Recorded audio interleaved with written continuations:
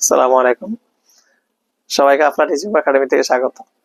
আজকে আমরা ষষ্ঠ শ্রেণীর বীজগণিতের অনুশীলনী 3.3 এর এখানে যে 3 নাম্বার অঙ্কটি আছে, যোগফল নির্ণয় করো। 3 নম্বরে 4টা অঙ্ক আছে। যোগফল নির্ণয় করতে বলছে ক, খ, গ, ঘ। এগুলো যোগ কিভাবে করে দেখো। এই যোগগুলো করতে হলে চিহ্নগুলো সম্পর্কে তোমার ধারণা রাখতে হবে। যেমন এখানে মাইনাস গুণ মাইনাস করলে প্লাস হবে, তারপরে প্লাস গুণ মাইনাস করলে মাইনাস হবে, প্লাস গুণ প্লাস করলে প্লাস হবে, মাইনাস গুণ প্লাস করলে মাইনাস হবে। এটা জানি রাখবো। তো দেখো এখানে এখানে 137 এবং যেহেতু যোগ করতে বলছে এবং এর জায়গায় আমরা যোগ দিব। এখানে -35 আছে, তো সেটা লেখো এইভাবে 137 প্লাসে মাইনাসে -35। 137 থেকে যদি 35 বাদ দিই কত আসে? 102 আসবে। অর্থাৎ 7 থেকে 5 বাদ দিলে 2, 3 3 মিলে গেলে 0 1। এটা হবে ক এর জন্য आंसर। খ নম্বরে বলছে -52 এবং এর জায়গায় প্লাস দিব, যেহেতু যোগ বলছে তাহলে 52।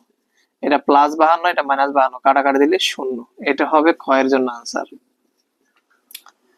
এরপর এখানে দেখো -31 কমার জন্য +39 এবং এর জন্য +19।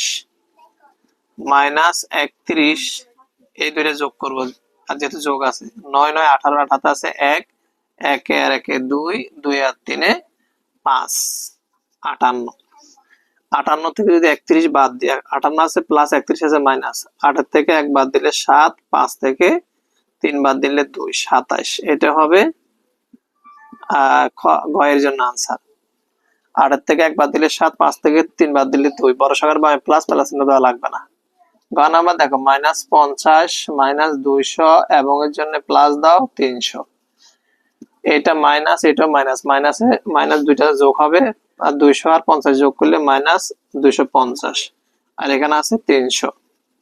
+300 থেকে -250 বাদ দিলে +50 থাকে। এটা হবে ঘ এর জন্য आंसर। আশা করি এখানে যে অঙ্কগুলো আছে এগুলো তোমরা ভালো বুঝতে পারছো। আজকে এই পর্যন্ত। এরপর আমরা 4 নম্বর অঙ্কটি করব। ততক্ষণ ভালো থাকো।